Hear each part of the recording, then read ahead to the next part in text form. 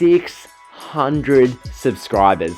That just sounds so cool in my opinion. It really does. So yeah, we're 400 off the big 1K mark. The journey to 1K is hitting high effect now. Really trying to amp it up. 1K by August 31st is the dream. We're just going to keep pushing to that, see how close we can get. Can we hit it? Let's give everything we have. But anyway, this Q&A, I haven't done one since 200 subscribers because I did 100, 200, took a break, did some what if videos and whatnot. Now we're here for the 600 subscriber Q&A. You guys came through, got a heap of questions. This thing, as you can see by the length of this video, is not a very short video. So if you like longer style elitist videos, this one's for you. Plenty of awesome stuff discussed in this video. You guys are going to enjoy it. You want to hear me talk about my future on YouTube, my favorite wrestler, my favorite this, my favorite that, best wrestling memory, X, Y, and Z. So many questions answered in this video. So if you enjoy my content, stick around for the rest of this video. I'm sure you'll get something out of it. You should enjoy it. There's something for everyone here. I answered heaps of questions. I answered everyone's questions who asked one. So yeah, if you asked one, stay tuned through the video. Like, comment, and sub if you haven't already. You guys know the drill. Road to 1K. Let's go. Okay, without further ado, let's get into the Q&A. So first and foremost, number one, we're starting off with Greg Robert Miller. My good old buddy Greg. Greg asks, do you approve of my profile picture and username? No, I don't at all, Greg. You simple, straight up Eugene, you simpleton Eugene clown. Alright, Mikaze would beat you each and every single day of the week and twice on Sunday. So shut your mouth, Eugene. I don't approve of your profile picture. So that's the first question done from Greg Robert Miller. Then we go on to best friend Brian, who asks a couple of banger questions. These ones are genuinely really good. Shout out to you, best friend Brian. These questions are just on point. So his first question is one that I had to genuinely think about a lot. He asks, will you ever retire from YouTube? This is a question I love, and I wish I knew the answer, but at the same time, that would mean I'd know the future and life wouldn't be as fun or unpredictable. Really, it all depends on how this channel grows. Alright, if this channel just explodes and all that, then I probably won't ever retire. But at this point, I have too much passion for enjoyment for doing YouTube. I find building this channel and knowing that I feel like there's something big building, I find it too much fun. I really do. Seeing how far I can get the channel, how far I can take things, building the audience, expanding growth and all that kind of stuff, I find it too much fun. But in reality, I'm no clown. Things evolve. I mean, who knows? Maybe in 2 years, 3 years, YouTube will just completely be dead and buried, out of fashion, and I would have retired from YouTube, but I'll still be doing content creation on another website. I guess that's kind of the loophole in the question. If, for example, YouTube just dies and YouTube becomes totally irrelevant, then yeah, I'll probably go off and do some other content creation on another platform or a new website or a new medium, perhaps. I guess that's the only way I'd really retire from YouTube.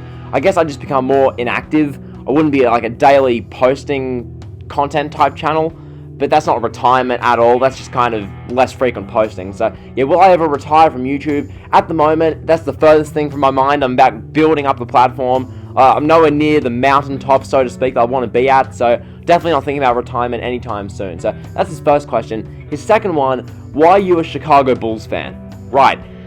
A few of my friends, one in particular, big into basketball, so naturally, come 2014, I stumbled across the NBA.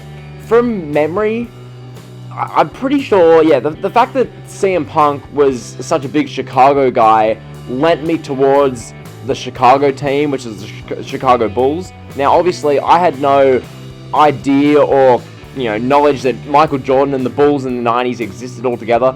I just knew, okay, it's Chicago, CM Punk's from Chicago, I like the Bulls is a cool team name, looks like a cool team, looks like they're doing good, I'll go for them. So that was in 2014, that was in the season where, you guys who followed the NBA, you'll know this, that was the season where LeBron James, he left Miami and he joined Cleveland, so he formed the new super team with Kyrie and Kevin Love.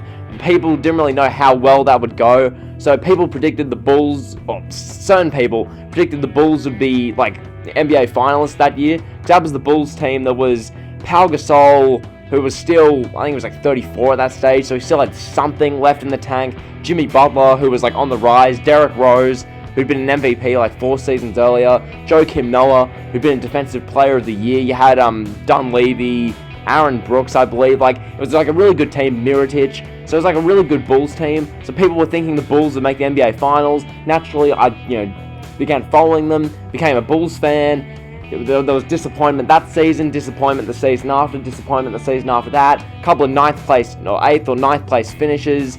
There was the year against Boston, I believe. The year Isaiah Thomas was like a god.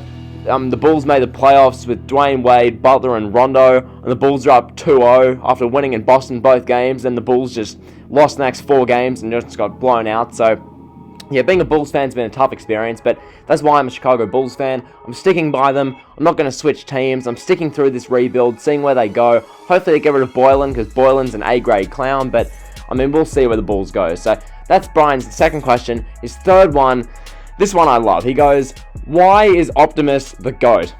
Now, where do I even begin, best friend Brian? Consistency? That's a big one. The consistency of content, it really is. How he pumps out quality videos just so constantly amazes me. Like, Optimus, for a while, was that kind of 1 video a day type guy, which is more than a heap of YouTube channels, like a daily uploader.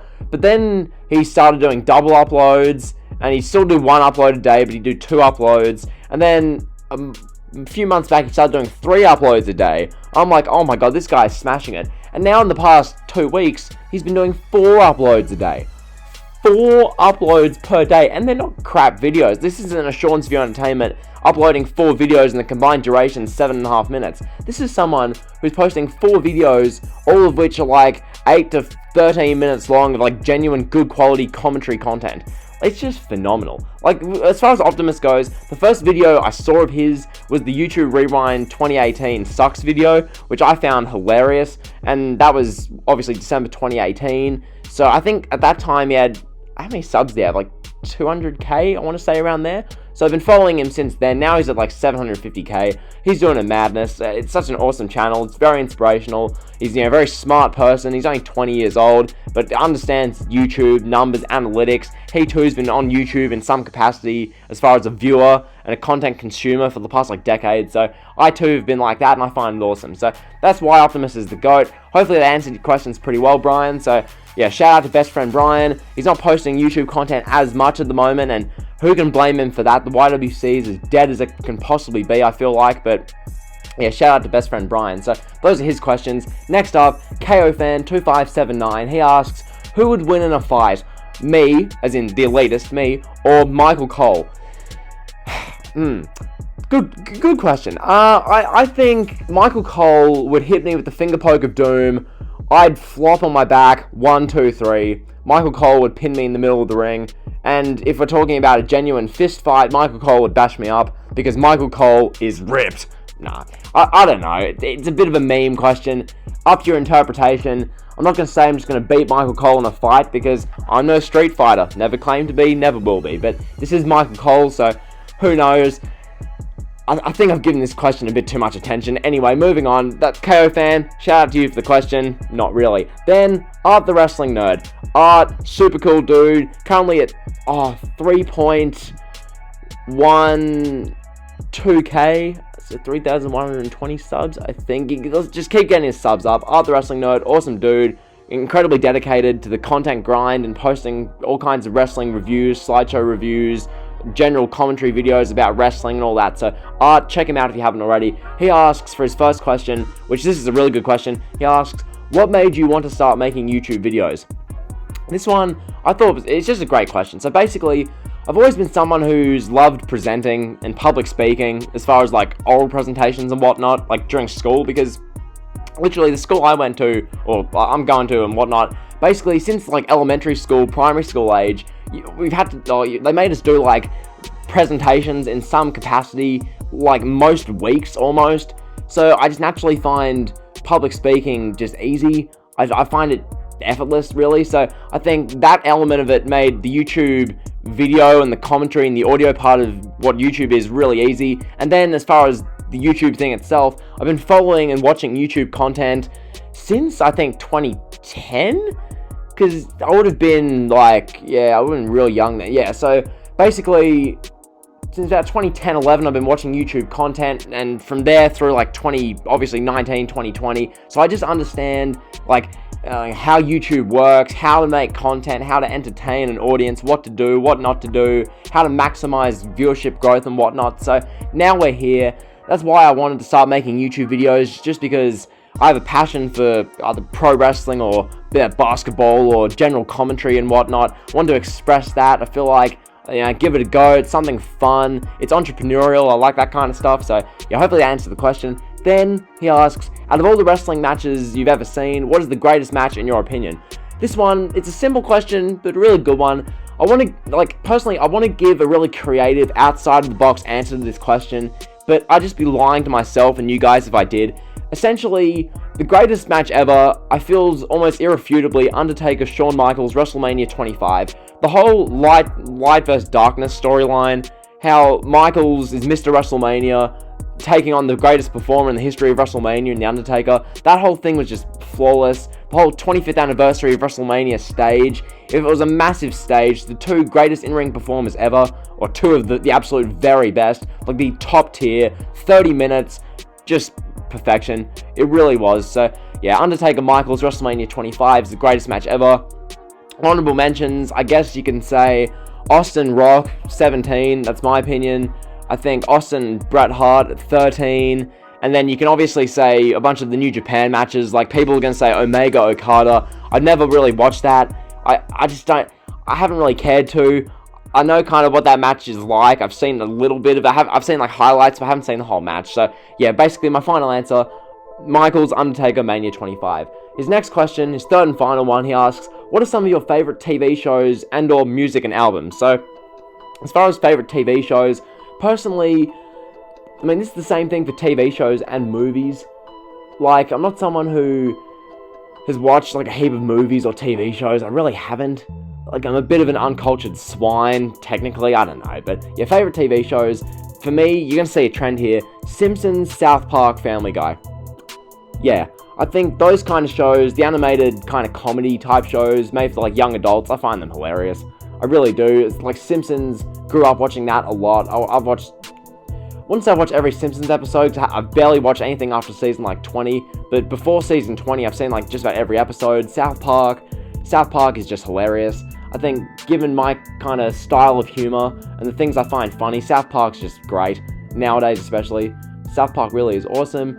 And then Family Guy, I think that's great too. Like, Family Guy is just hilarious. I mean, it really is just a funny show. So yeah, you see a theme there. Animated stuff makes me laugh. Then, for favourite music, once again, I'm a bit of an uncultured swine. I'm not particularly, like, in love with a particular genre of music or a particular album. Like, I'm into rap and hip-hop music. I like that. Pop music I'm fine with, but it depends. I don't love all pop songs. Most pop songs nowadays are really bad.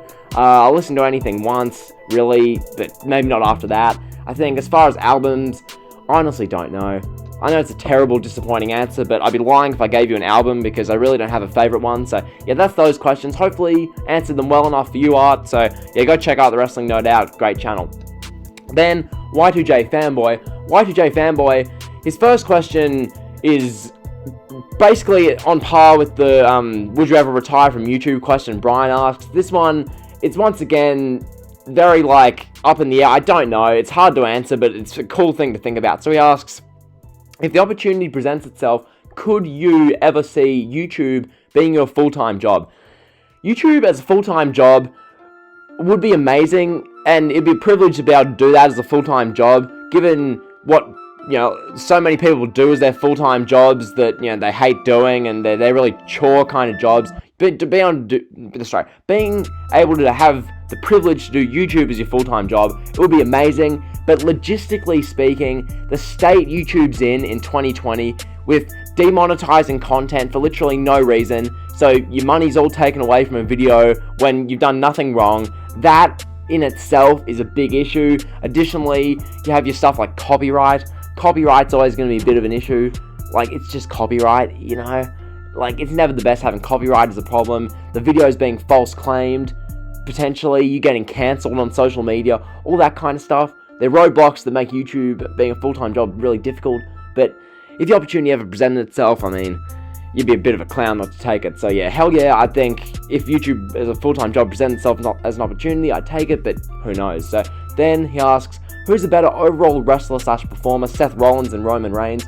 I genuinely believe that if Roman Reigns was used as he should have been, and they didn't make Roman Reigns the big dog wearing the Shield vest and coming out to the Shield theme song without the bit at the start, and Reigns cutting big dog promos, suffering succotash, if they didn't make Reigns into that, and they had Reigns be the dude wearing the big gold watch who's better than you, who says a few words, or cuts a cool kind of, I'm better than you type promo, I think if they had Reigns be that for his whole career, and be like a dominant champion and then turn and be an awesome babyface, he would be the better overall wrestler and performer than Seth Rollins. But because of that big dog we've gotten, it's clear that Seth Rollins has been the better overall performer and wrestler than Roman Reigns. That's just my opinion. Rollins has just had a better body of work than Roman Reigns. So that's my answer there. And then thirdly, YCJ Fanboy asks, truthfully speaking, are you missing Roman Reigns during his hiatus?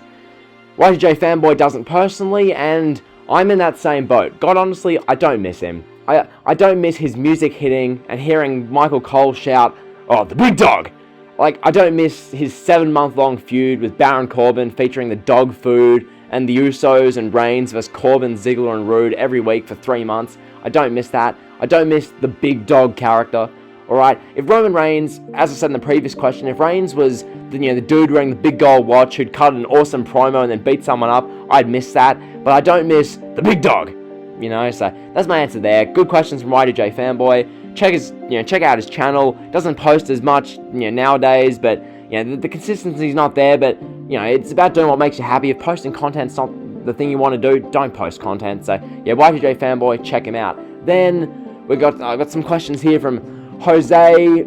I'm not going to pronounce this last part because I don't want to butcher your name, dude, and I want to show respect. So, Jose asks, what are your favorite WWE theme songs?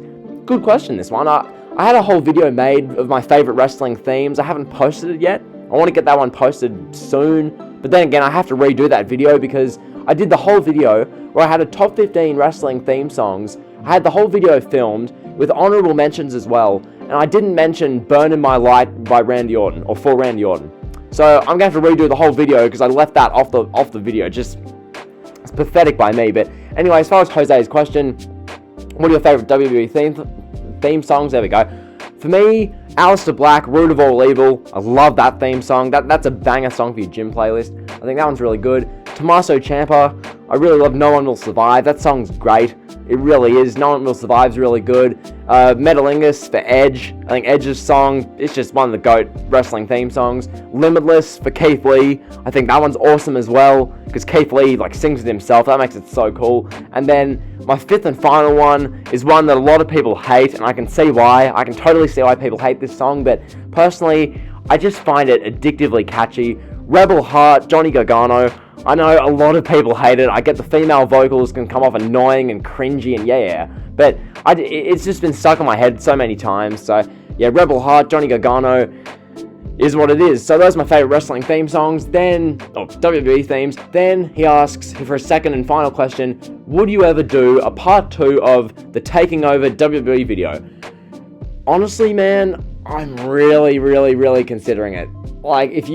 If you've seen, well, you obviously haven't seen, but if you see the analytics and the numbers that first video got, holy hell, dude, Jesus Christ. You guys love that video, and it's awesome to see the response for it. The amount of comments, likes, views, watch time, sub growth from that one video has been insane.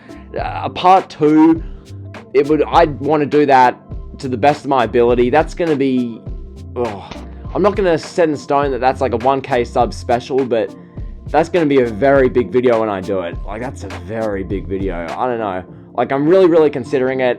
Potentially down the line, we could see it. I think it's more likely we will see it than we won't. So, yeah, that's the answer there. Hopefully, that answered your questions well. So, yeah, moving on. Go to Amin. Amin asks, for his questions, what was the first wrestling show that you've ever watched? So, I'm not going to tell this full story again because a lot of you guys have already heard of it. Basically, one night, I randomly stumbled across the WWE Experience, hosted by Matt Striker in late August, early September of 2011. So it's basically just a WWE recap show.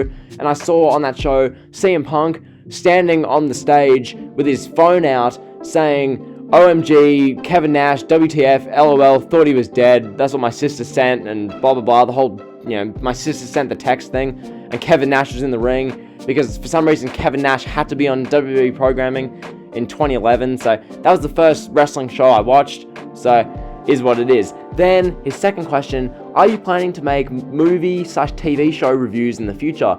I mean, anything's possible. It really is. I don't rule out anything. Movies and TV show reviews, it really depends, because I've made the Saturday Morning Slam review. That's obviously a wrestling one, so it's not really what you mean. I've made the one about Keeping Up the Kardashians. I made the one about Judge Judy. The Judge Judy one went over really well. You guys like that. The Kardashians one, not so much. I don't know. It depends based on what the show is. I probably will do a Total Bellas or a Total Divas one soon, and that could help me transition into more TV shows, but it really depends. So, yeah, never say never, but it's not on the top of my radar as far as content. So, then, his third and final question, he asks, do you agree that Smarks and anti-Smarks are the same? At the moment, yeah. At the moment, they're just about as toxic as each other. I'd say about 5 to 7 years ago, when the Smarks were at the height of, when the Smarks were at their apex, 5 to 7 years ago, it was so, dude, oh my god. Could we just take a moment in hindsight to look back at how bad Smarks were? These idiots wanted to see Daniel Bryan coming off a neck surgery and a neck injury, return to the Rumble in 2015, win the Rumble, and fight Brock Lesnar. The same Brock Lesnar who his thing is throwing guys on their necks. You want to see Daniel Bryan die in the ring because the David vs Goliath match was realistic. Oh, but Daniel Bryan trained in Randy Couture's gym. Brock Lesnar beat Randy Couture. These people, it doesn't make sense. Oh, but Daniel Bryan knows 4,217 fake submissions. Brock Lesnar would throw him on his neck and he'd die. It just makes no sense, dude. The Smark love is ridiculous. The Dolph Ziggler love is sickening. I found the Ziggler love sick. The post-WrestleMania crowds, I can't stand. The night after WrestleMania crowds, the Euro Smarks, when they'd hijack the show, that was funny when Sheamus and Orton were in the ring, and because no one cared. But when they started hijacking the show, chanting for the midgets, I just couldn't be bothered. The Smarks just, oh my god. Smarks, these people, dude. The 2015 Royal Rumble was embarrassing.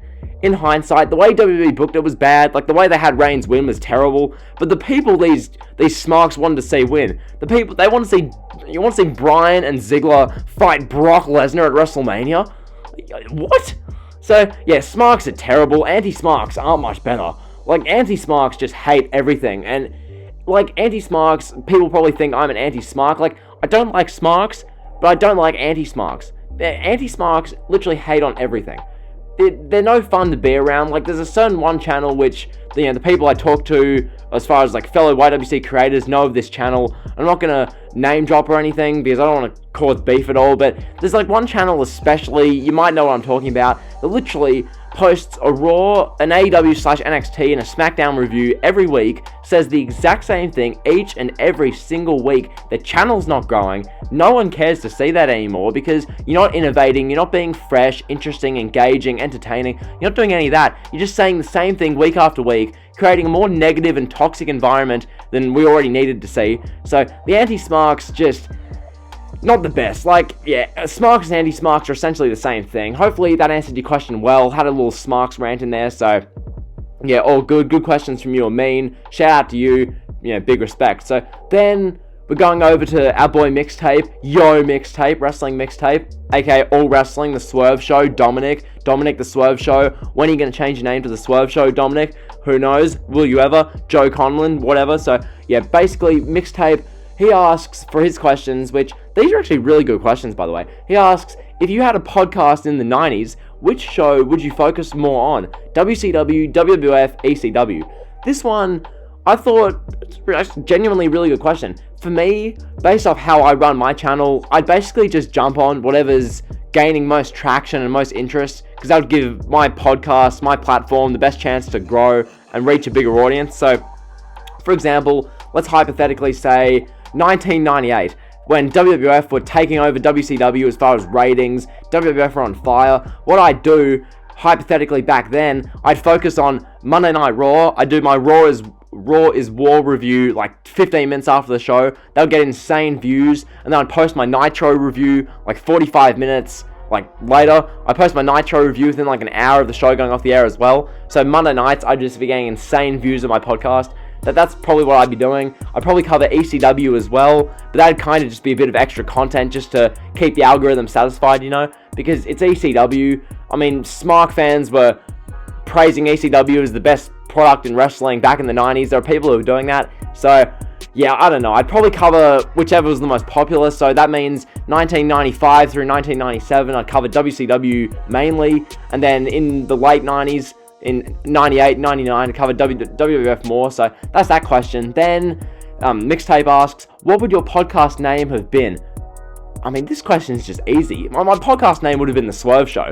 I actually would have changed it to be The Swerve Show. It would have been The Swerve Show all along. It wouldn't have been Wrestling Mixtape. It wouldn't have been All Wrestling. It would have been The Swerve Show all along. So that's what my podcast name would have been. Really good questions for Mixtape. Go and check him out. Get him to 3 million subscribers. He's already at 2 million. So you get him to 3 mil. Yep, road to 3 mil. So those are his questions. Then moving on, we go to AGC.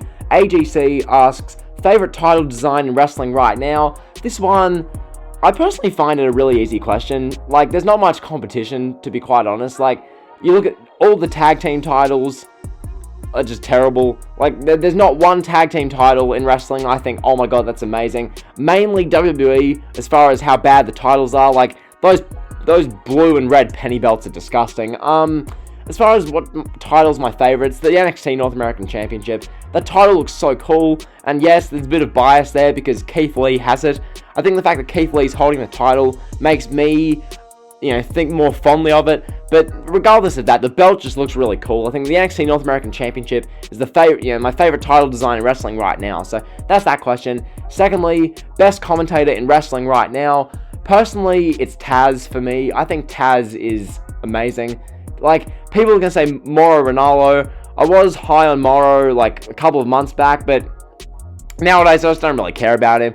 It's mainly because Nigel McGuinness isn't there. Like, I know the question is best commentator in wrestling, but the fact that Mauro doesn't have Nigel McGuinness is like a detriment to Mauro, because Mauro needs that Nigel type to play off him to really, you know, enhance his commentary. I feel like Taz is just so damn good at commentary. Everything feels important that he's saying. Everything feels interesting, and plus Taz's accent is awesome. The way Taz says Mox, oh my god, I could listen to that a million times over, the way Taz says Mox. So anyway, that's his second question. His third question, I love this one. He asks, biggest dream match in wrestling right now?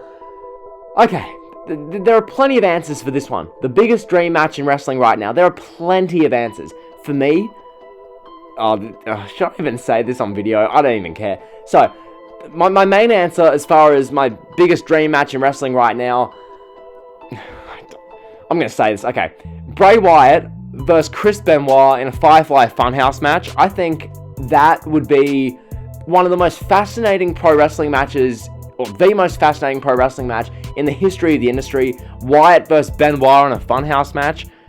I mean, would you not pay to see that? I think that would be incredibly interesting. Okay, I wouldn't say entertaining, I'd say fascinating. So that's my first dream match, Wyatt Benoit in the Funhouse. The second match,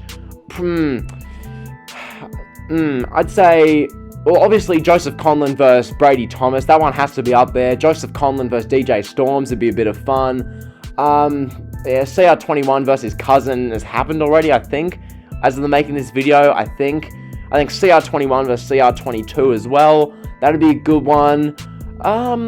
Yeah, I mean, you could do Wrestling with Heat versus Best Friend Brian for the Battle of the Best Friend tagline. That one would be good as well. I think as far as other dream matches, Vince McMahon versus Fan Enjoyment. Actually, never mind. We've had that for the last 20 years.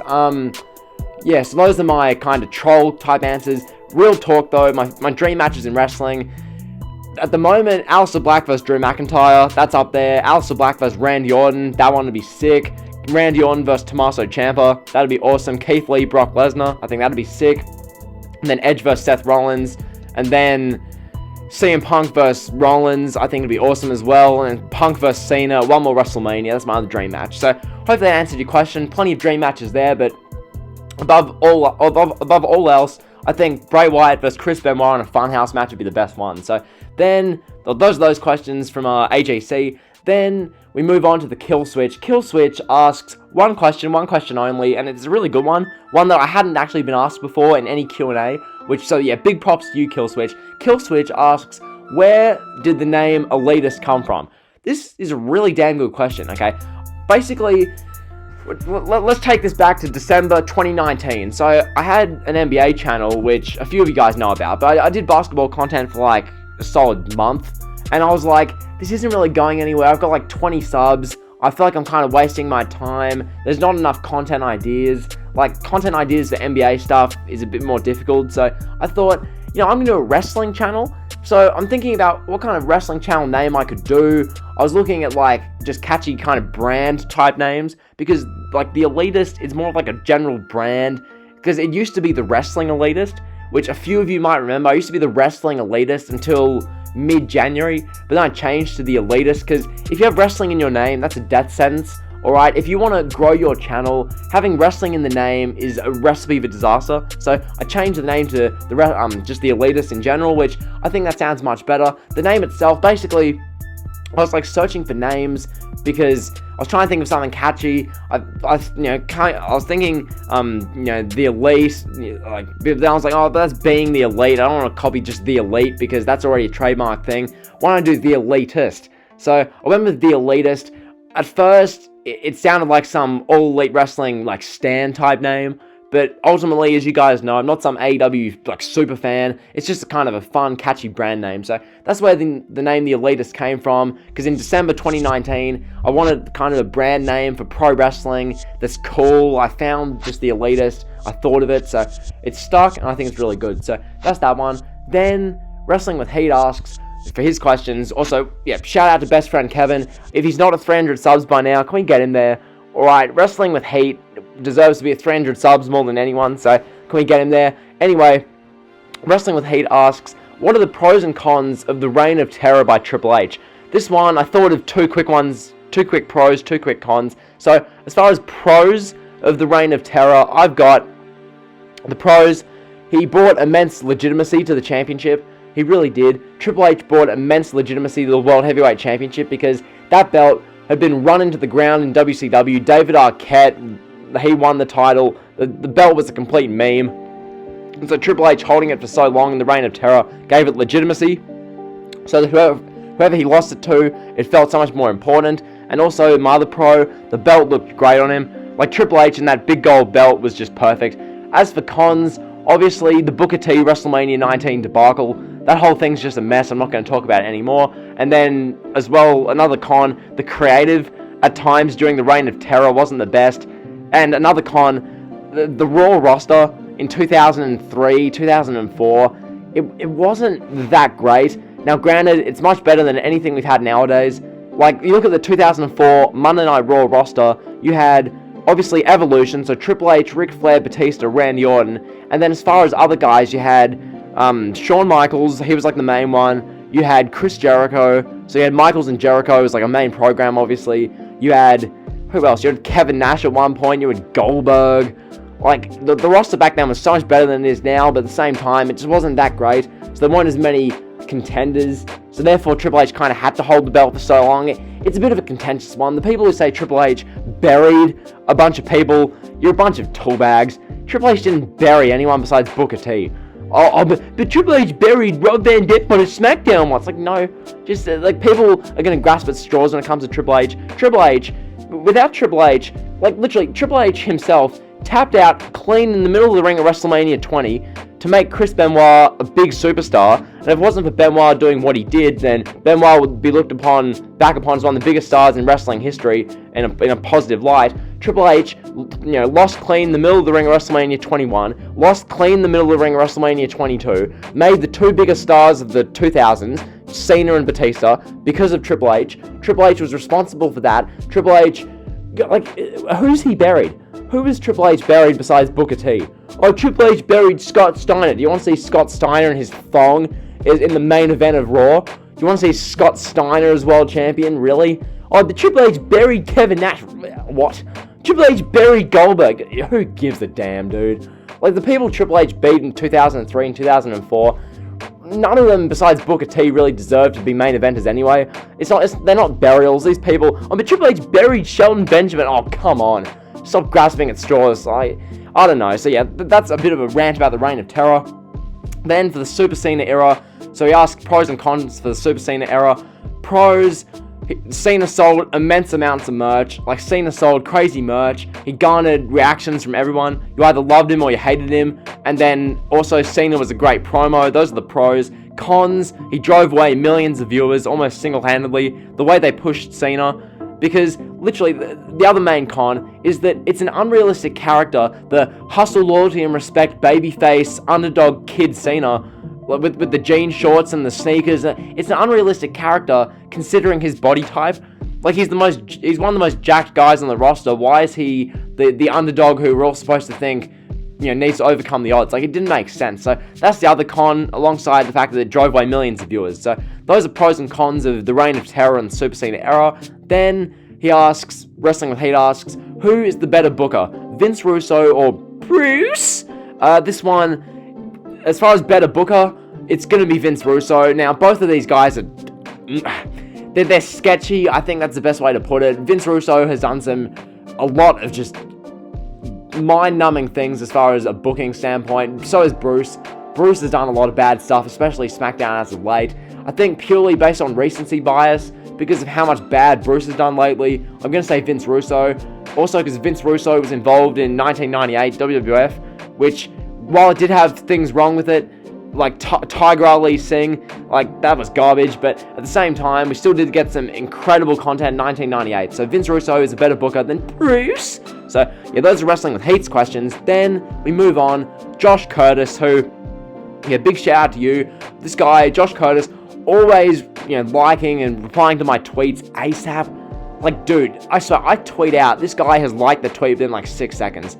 This dude is on a madness. So yeah, Josh Curtis, he asks 3 questions. His first question, what's your top 5 favorite SummerSlams? This one, good question. I found it pretty easy to answer myself.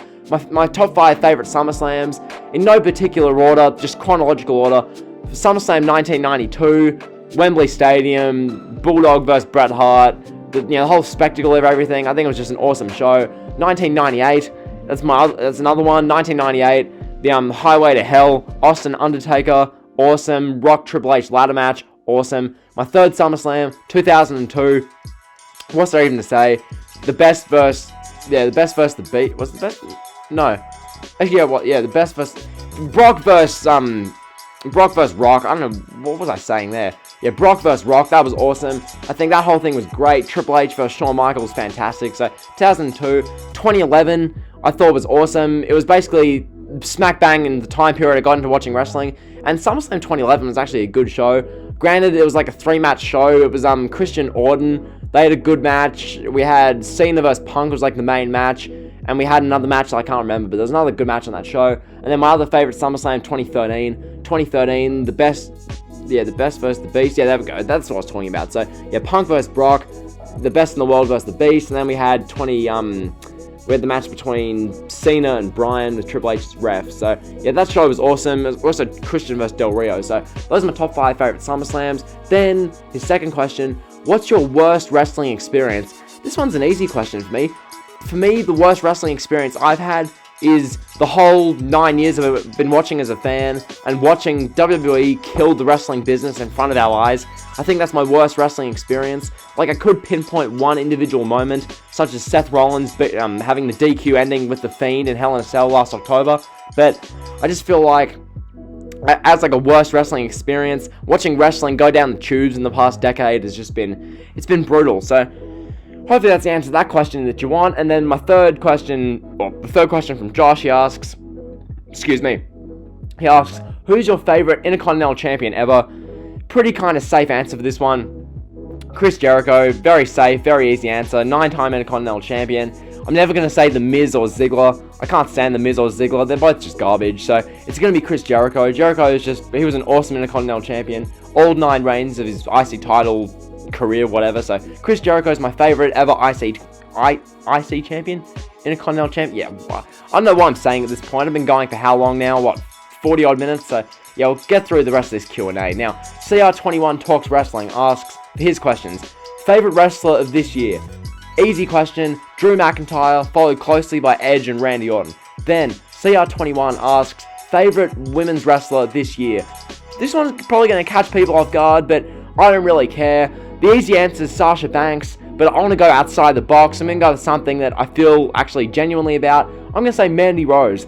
Why not? Everyone's going to say, oh, well, like, realistically speaking, who else is there? Because obviously Sasha and Bayley are like the main two, them excluded. I'm trying to go outside the box for a bit. Favorite women's wrestler of the year? No one from AEW. You could say Tessa Blanchard, but I'm just not.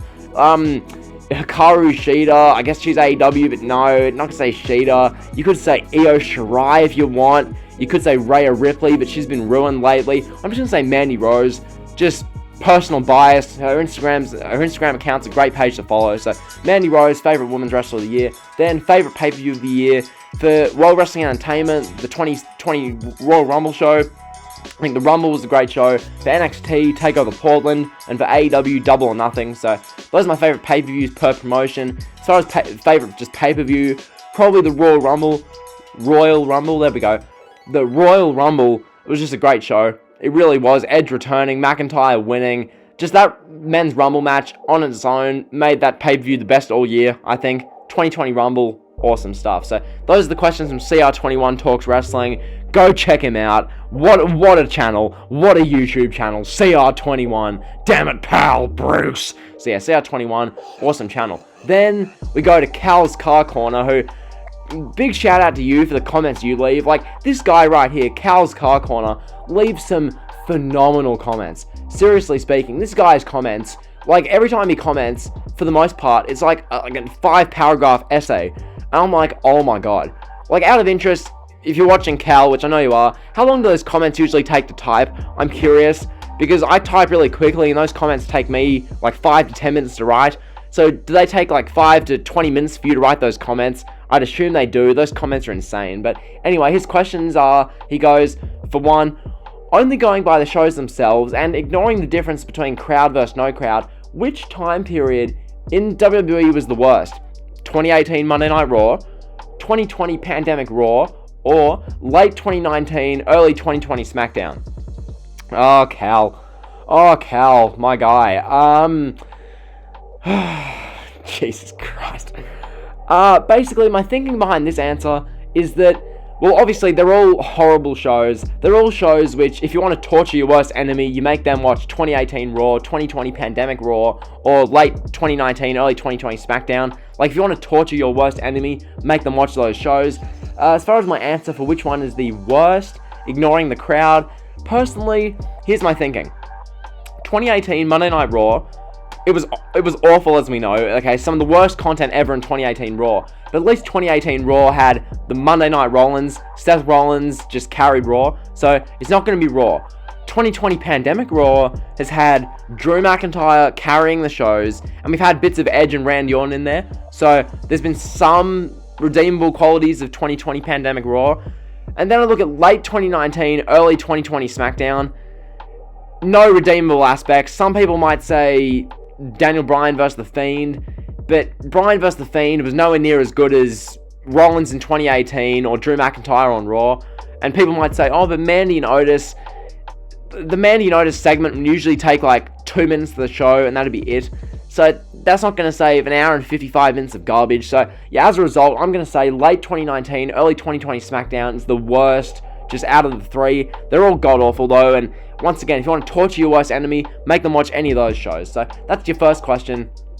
Then for the next question, he asks, which wrestler has grown on you or soured on you the most drastically in a short amount of time in the past few years? Not counting any controversial things they did outside of wrestling. So obviously, you know, you can't say someone like Velveteen Dream, because that's the easy answer. For me, it's got to be Seth Rollins, hands down. This guy in 2019, he won the Universal Championship. He was on top of the world. He beat Brock Lesnar at WrestleMania. So Seth Rollins Seth Rollins is Universal Champion. And then coming out of WrestleMania, what's Seth Rollins doing? They throw him against AJ Styles. That was cool. I was a big fan of Rollins still during that. And then you feed Seth Rollins to Baron Corbin. Yeah, So we get a 2.5-month Seth Rollins and Baron Corbin which gave us a match at Super Showdown, which no one cared about, which gave us a match at Stomping Grounds. Remember Stomping Grounds, the pay-per-view which got like 3,000, people in attendance, that show? God, that was so bad. So we had the match at Stomping Grounds, then they did the match with Becky Lynch and Lacey Evans in like a winner-take-all at Extreme Rules. Just a god-awful program. That program itself was bad. Seth Rollins also making all those dumb public comments. Like, I forget the exact comments he's made, but Rollins in 2019 was saying some of the most mind-numbing crap on social media and in interviews, so it's got to be Seth Rollins there. Then, his third question, he asks, are you as disappointed as I am that we never got Becky Lynch versus Ronda Rousey one-on-one? Yeah, I'm disappointed. I mean, probably not as disappointed as you are, but at the same time, Becky versus Ronda was money at that time period. Literally, Ronda Rousey is Ronda Rousey. Becky Lynch was on top of the wrestling world. That was the match to make, but of course, Charlotte Flair had to get involved, and they couldn't have made it a fatal four-way with Asuka, which would have made that much more sense. Like, if you're going to not do Becky versus Ronda, at least do the four-way with Asuka, but no, do a triple threat with Charlotte, because, screw Asuka. So that whole thing was a debacle, but yeah, I'm disappointed that World Wrestling Entertainment ruined it, but not surprised. So yeah, those are the questions from Cal. Then, moving on to, I always have issues with trying to say this properly. Is it Eshan? However you say it, I think I got it right there, maybe, I don't know. So, for his questions, he asks, where do you see the state of wrestling being in the next 5 to 10 years? So, in 5 to 10 years' time, I think, I'm 99% certain that Disney would have purchased World Wrestling Entertainment. Disney would have purchased the WWE. I'm going to predict in 2022 or 3 that happens. Disney's going to buy WWE. It's just going to be pretty much like a kids show, even more than it is now. So Disney's going to buy WWE. AEW will probably settle around 1 million viewers. I don't see AEW having this big boom. Like, if All Elite Wrestling gets like 2-3 million viewers, I mean, I'd love that, but will it happen? God, no, I highly doubt it. AEW's not like a 3 million viewer type kind of show or type product. It's a product that'll probably stay around 1 million for its life cycle. As for 5 to 10 years, honestly, pro wrestling, I mean, it could have like a mini boom again, but given where culture is, given how uncool pro wrestling is, given how the whole business has been exposed, there's no real, up-and-coming superstars anymore because Vince has ruined everyone. I think pro wrestling's probably just going to be dead in 10 years. Like, obviously, there'll still be, like, indie wrestling and whatnot, but as far as the mainstream, I mean, it's dead now. Think of where it could be in 5 to 10 years if it's still, like, around. Like, imagine where World Wrestling Entertainment will be in 5-10 years. Probably Disney will be running it, no one will care. A bunch of kids will watch it, but that'll be it. All the smarks, the anti-smarks, everyone will be gone. Everyone will just not be watching wrestling anymore. So that's why I say wrestling being in 5 to 10 years. He also asks, who do you think is the GOAT of wrestling? This one is worthy of a full video, and I'm 99.9% sure that Wrestling with Heat is doing this exact question for his 300 sub special, which should be coming out in a week or so, or anytime in the next week. So yeah, I'll wait for that video. I'll wait for Wrestling with Heat to do his. I don't want to just take his video concept and do it in my Q&A, throw it in, and then that could in turn demean his 300 sub special. So yeah, I'll save this for a separate video, and I'll dedicate the video to you. And then his third question, he asks, what is your top 10 favorite wrestling games ever? Basically, I addressed this kind of for a top 5 wrestling games ever in my WWE Games Used to Be Awesome video, which you've probably seen, but I did a top 5 in that video. If you want to see my top 5 wrestling games, go check that out. I'm really happy with that video. Did decent numbers, so yeah, good stuff. So yeah, that's my answers there. Then we move on to Noob and Co. Cool dude. Once again, just, me to you, Noob and Co. Basically, if you ever need to take a break from just wrestling Twitter or Twitter altogether, just do it. You don't need to hesitate, don't need to keep explaining it to everyone, just take your break, you're all good, get away from the toxicity of wrestling Twitter. So anyway, as far as his questions, he asked, for his first question, will Asuka and Io Shirai be great champions moving forward? Well, they have all the potential to be, they really do, but, I mean, Io Shirai will be a better champion than Asuka. Asuka, I feel like, I just don't, I want them to both be really successful and great champions, but this is Monday Night Raw. Will Asuka be a great champion? No. Will she be a good champion? Perhaps. But more than likely, she'll just be kind of a champion who's just there. So That's Asuka. Io Shirai, yeah, I mean, Io Shirai is going to beat Tegan Nox, and then they'll probably do Io Shirai versus Rhea Ripley, maybe, and then they'll have Dakota Kai beat Io, so, yeah, I think that's the route they'll go. As far as his second question, he goes, 5 favorite WWE superstars, 5 WWE superstars who had a great 2020 so far. Easy: Drew McIntyre, Seth Rollins, Asuka, Bayley, Sasha Banks. There you go. Then, his third question, I'm just going to fly through these, sorry. Like, we're 50 minutes in, no need to be here for any longer than we really need to. So yeah, let's fly through the questions. His third question, he asks, what's your least favourite match on any WrestleMania? For me, Michael Cole, Jerry Lawler, WrestleMania 27. Sorry about that, KO fan, it's just kind of true. So that's his third question. His fourth question, he asks, what is the worst angle or storyline? There's so many bad ones in wrestling history, so many. You can look at like a Katie Vick. You can look at anything that WCW did in like 1999 through 2000. Oh my god, some of the stuff they did. I mean, as of late, you'd have stuff like Baron Corbin, Roman Reigns, the Ninjas, Akira Tozawa. I guess I'll just say worst angle or storyline. I don't know, it's subjective. I'll say Howard Finkel versus Harvey Whippleman. That was just god awful. So that's my answer there. Then his fifth question, he asks 5 WWE superstars who have the worst fan base. Personally, I'm not going to answer this question because I don't want to get assaulted and flamed on wrestling Twitter. It's not worth answering just for that. So, yeah, those are the questions from Noob & Co. Props to you. Next, moving on, Joseph Conlon, the proud runner, whatever, of the Big Fight Field channel. Go check him out. What a guy. So, his first question, he asks, what was the last wrestling show you've been to? I'll be honest here, never been to one. I mean, I guess that could be to my detriment, but at the same time, I've had the opportunity to go to plenty, but I've just never bothered. I just can't be bothered to go to one, so yeah, that's his first question. His second question, he asks, if you were to predict some of the matches for SummerSlam this year, what do you think would happen? So, basically, when it comes to this question, he says, well, obviously, as I just said, this year, what do you think would happen? So, think would happen implies, what do I think that WWE would do?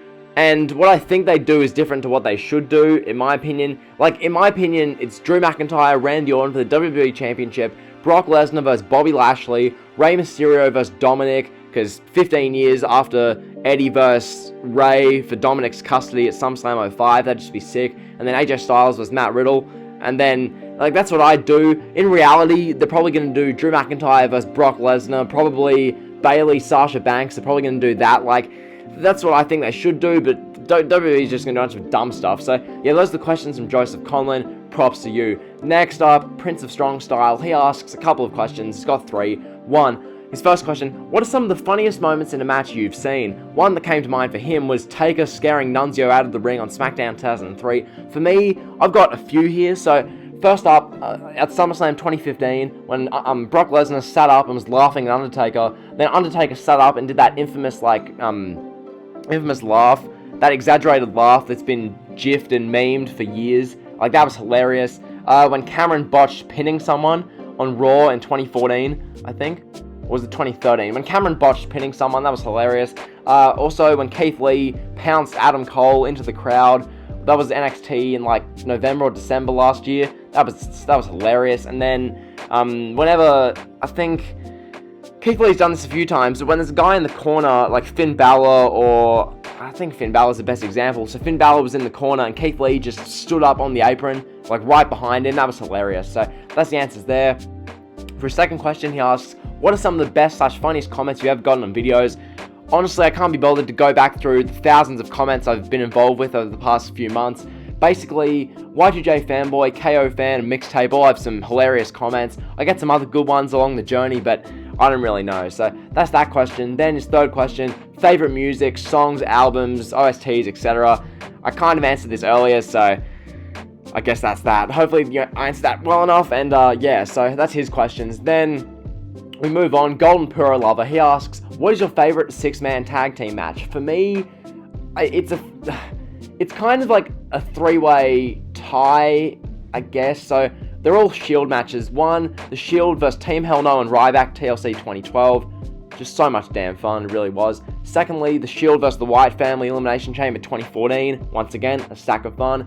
Thirdly, the Shield versus Evolution believe there was an elimination match at Payback 2014. That match was amazing. So those 3 matches are all my favorite 6-man tag matches, like my joint favorites. His second question, he asks, who should be the next AEW World Champion in my opinion? This one, I addressed it in my What If CM Punk Joins AEW video. Should be MJF. I think MJF should beat Mox at All Out. And then from there, where you go with MJF, I don't know. MJF loses it to Omega. MJF retains against Wardlow, that kind of stuff. I just think MJF is a world champion. It makes sense. He's been number 1 in the rankings for like 4 months now. Just might as well give him the title. So that's my answer there. And then his third question, he asks, if you had the task of creating a stable, what would it be called and who would be its members? This one, I'm going to go, once again, back to a video I've done before. I'm going to go with that, like, Ministry 2.0 stable. I don't know what I'd call it. I'd probably give it, like, a really sick name, but basically The Fiend, like, a Ministry Attitude Era Aleister Black, like, Undertaker type. I'd have a creepy as hell Bo Dallas, Jackson Riker. I'd bring him out from the doldrums wherever he's been for the last few months. I'd bring out Jackson Riker. I'd have, like, the Viking Raiders, like an incredible version of them, actually wearing like big Viking attires, and I have Zelina Vega. I think it'd just be awesome, a giant creepy stable. So those are the questions from Golden Puro Lover, really good stuff. From there, we get Jared S, who I'm 99.99% sure is JS Pokemon. He asks, what is the greatest wrestling event that you've seen? WrestleMania 17, just the perfect wrestling show. Outside of China and Ivory, the perfect wrestling show. Also, one other thing, because you have 5 questions, I'm just going to fly through these, basically. His second question, what is favorite, least favorite, and guilty pleasure movies? Once again, I'm an uncultured swine. I don't watch enough movies. I really don't. I really enjoy Guardians of the Galaxy. I find the Marvel kind of stuff, it's fun to watch. I enjoy watching that. Comedy movies, I like some comedy movies. Least favorite movies, I hate romance movies, they're garbage. And then guilty pleasure movies, I don't even know. Then his third question, who are the 5 hottest women that you've ever seen in your life? I've got rankings for this. 5, Awesome Kong. 4, Tamina. 3, Nyla Rose. 2, Nyla Rose. And 1, Nyla Rose. So hopefully that answered the question there. 4, what is your favorite TV show of all time? Answered this one already. 5, what's your favorite genre in film? So his favorite's horror. For me, it's either comedy or maybe action. I like to laugh. I just find laughing in movies is good. Laughing in general is good. I like laughing. So, yeah, comedy movies is probably my favorite. So, those are the questions from him. Big shout out to him. Then, Wyatt Forsyth asks, when did WWE's decline start? So, Wyatt thinks 2009 when Raw had the guest hosts come in. For me, I'm going to have a video coming out on this, so I'll just save it till then. Basically, the video is going to be about, the 7 days WWE died. Which there really is. There's 7 specific days I can think of. I mean, really, there's a few more, but I'm going to limit it to that video. So, those are his questions. Then, I've got some late questions. These questions are from people who I've given shout-outs to in the past. Awesome guys here. So, first up, Superkick Studios. The main G, Superkick, passed 100 subs recently. His growth has been great. Superkick Studios asks, what's your favorite wrestling storyline / feud of all time? This one, I mean, where do I even begin? There's been heaps of awesome ones, heaps that are just absolutely amazing. My favorite wrestling storyline / feud of all time, for me, I personally, oh my god, I mean, you can go Austin McMahon, that one's just the easy answer. As far as me growing up with wrestling, I'm just going to say once in a lifetime, Rock vs. Cena. Very left field answer. I think I covered this earlier in the video, but the whole thing with Rock vs. Cena was just so special. It really was. Like, the Rock and Cena, what they managed to do in that time period, granted, in hindsight, Punk should have probably... Punk should have been involved in 29. Rock and Cena was the rightful main event for 28, once in a lifetime. It felt truly epic, and this ties into his second question. What's your favorite, first ever wrestling memory, and why is it so special for you? Obviously, I've been over the WWE experience memory and all that, but really the main first memory I have is watching those WrestleMania 28 Rock vs. Cena video packages, seeing Cena in Hard Knocks Gym in the video package they did at the Elimination Chamber that year. I just remember that so distinctively. Cena, they're going over, like, Cena's training for the match versus The Rock. They're showing Cena in the Hard Knocks Gym. You've got NXT rookie Orlando, Florida developmental talents Xavier Woods, Seth Rollins, Big E. You've got all these like trainee dudes who would go on to be the future of the company, talking about how great Cena is, how Cena's the standard, Cena's the benchmark, how Cena taking time out of his day to, be a part of their training is so awesome. Cena's a great guy. So those Cena packages were great. The ones for The Rock was awesome. Just kind of Rock workout montages, him sweating profusely, talking about how he's the most electrifying man in the business, how he's going to beat Cena at Mania. Just so much awesome stuff. Then when they had Cena come out as the Doctor of Thugonomics, and The Rock would just make fun of Cena with the Fruity Pebbles. So much awesome stuff. So hopefully that answered question 1 and 2 for you. Then his third question, what would you do to fix the WWE product? I'll just answer this briefly. Basically, there needs to be an overhaul at the top. It's just old men running the show. It really is. It's Vince, it's Bruce, it's Kevin Dunn. It's just the same senile old men. They have no grasp of what the youth of today want to see, what is cool, what's fresh, what's trendy. They don't get it. They need to overhaul them.